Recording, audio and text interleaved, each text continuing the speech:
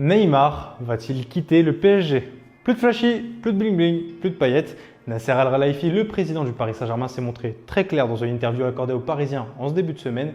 Tout va changer au PSG. En tant que porte-étendard de cette génération bling bling, Neymar, l'homme qui valait 222 millions, semble être dans le viseur de cette déclat. Le Brésilien, adepte de fiesta improvisée et des sorties périlleuses en jet privé, ne serait plus en odeur de sainteté dans la capitale française.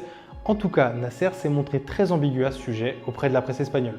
On ne va pas évoquer ces questions dans les médias. Certains viendront et d'autres partiront, mais ce sont des négociations privées. Après 5 années de vie commune, ça commence sérieusement à sentir le divorce entre le PSG et la star brésilienne, mais une question subsiste encore, est-ce que Neymar est réellement en échec au Paris Saint-Germain? En 2017, ça semblait pourtant être le plus gros coup du XXIe siècle. À ce moment-là, le PSG venait de recruter l'un des rares joueurs capables de manger à la table de Cristiano Ronaldo et de Lionel Messi, un joueur qui avait quitté le Barça avec une seule ambition, devenir le numéro 1. Mais depuis son arrivée dans la capitale française, la réalité est un peu différente. Chaque saison ressemble à un véritable chemin de croix pour le Brésilien, en tout cas sur le plan physique. La preuve, c'est qu'il n'a disputé que 22 rencontres en Ligue 1 cette année, et ironiquement, c'est le plus haut total depuis le début de son aventure parisienne. C'est aussi un euphémisme de dire que Neymar n'a pas été épargné par les blessures. Cette saison encore, l'attaquant brésilien a manqué 3 mois de compétition d'affilée à cause d'une entorse à la cheville.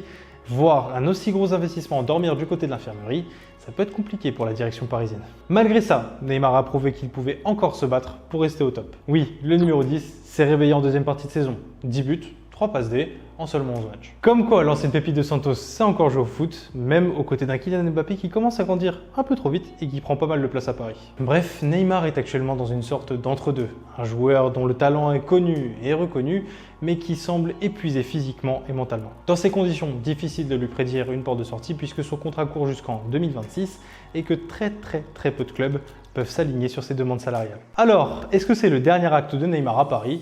On le saura bien assez tôt.